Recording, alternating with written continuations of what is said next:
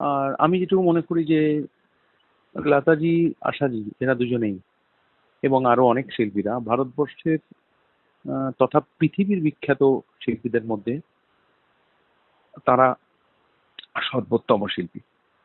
এবং আশাজি গান, classical music, western music, folk, film music, everything যেটা হাত দিয়েছে সেটা একদম হীরের মতো চকচক করছে আজও, এবং সারা জীবন করবে।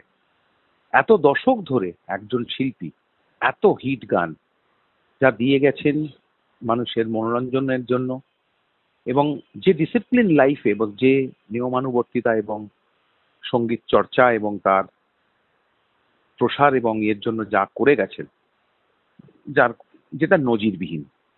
আর আমি ব্যক্তিগতভাবে ওনার সাথে বেশ কয়েকবার দেখা করার সুযোগ পেয়েছিলাম।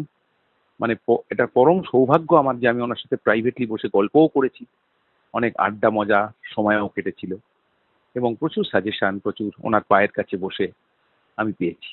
তো কিছুই বলার নেই, যেতে তো একদিন হয় সবাইকে, তবে 92 বছর পর্যন্ত উনি আমাদের যে সমৃদ্ধি দিয়ে গেলেন সেটা কয়েকশো বছরে শেষ হবার নয়।